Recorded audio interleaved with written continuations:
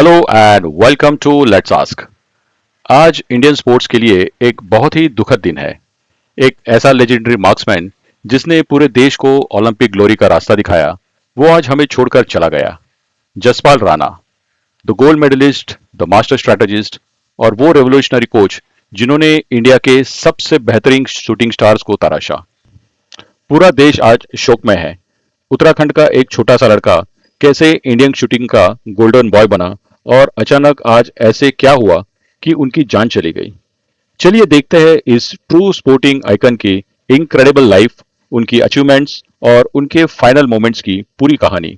1976 में उत्तराखंड में जन्मे जसपाल राणा के खून में ही शूटिंग थी। उनके पिता नारायण सिंह राणा, जो एक इंडो तिब्बतन बॉर्डर पुलिस के वेटरन और फॉर्मर स्पोर्ट्स मिनिस्टर रहे हैं, उन्होंने जसपाल के जीनियस को बचपन में ही पहचाना और उनके पहले कोच बने।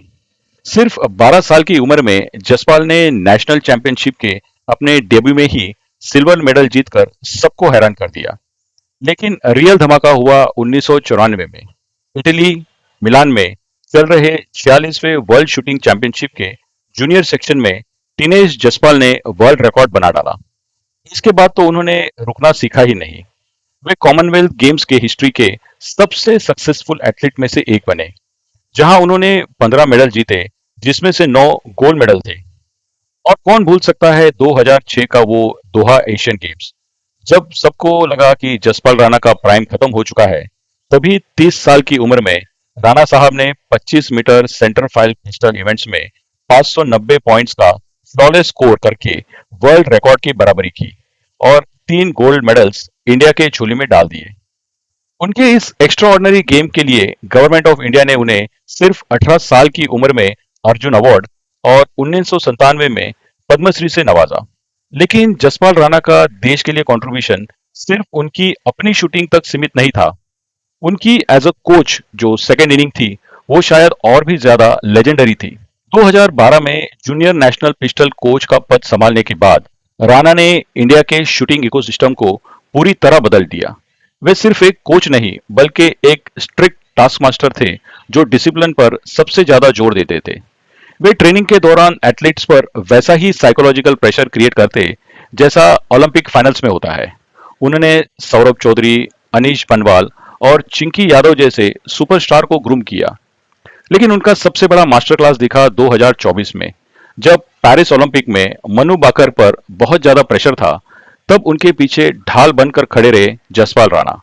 उनकी ईगल्ड आई गाइडेंस के दम पर ही मनु ने इतिहास रचा और इंडिया को डबल ब्रॉन्ज मेडल जिता दिए।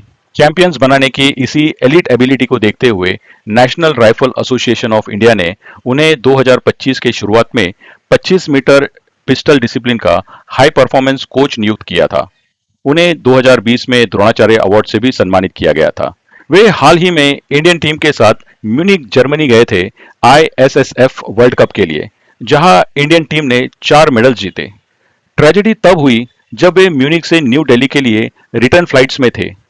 फ्लाइट के दौरान ही उन्हें सीवियर डिस्कम्फर्ट और सीने में दर्द महसूस होने लगा। जैसे ही फ्लाइट न्यू दिल्ली एयरपोर्ट पर लैंड हुई, उन्हें मेडिकल टीम की मदद से सीधे टारमैक से साकेत के एक हॉस्पिटल ले जाया गया। डॉक्टर ने क्रिटिकल कार्डियक इश्यू डायग्नोज किया और तुरंत उनके दिल में स्टेंट लगाने की प्रोसेस की गई। लेकिन अफसोस, मेडिकल टीम की पूरी कोशिश के बावजूद ये लेजेंडरी मार्क्समैन कॉम्प्लिकेशन से रिकवर नहीं कर पाए। उन्होंने थर्सडे रात को अपनी आखिरी सांस ली और पूरे देश को एक कभी ना भरने वाला जख्म दे गए। इंडियन शूटिंग ने आज अपना सबसे बड़ा गाइडिंग लाइट खो दिया है। जसपाल राणा अपने पीछे 49 साल की ऐसी लेगेसी छोड़ गए हैं जो पूरी तरह तिरंगे के नाम पे थी। उन्होंने इंडिया को शूट करना सिखाया, जीतना सिखाया और प्रेशर में खड़े रहना सिखाया। वीडियो देखने के लिए धन्यवाद। जसपाल राणा सर के लिए अपने ट्रिब्यूट्स नीचे कमेंट में जरूर शेयर करें और ऐसी ही अपडेट्स के लिए चैनल को सब्सक्राइब करें। धन्यवाद और जय हिंद।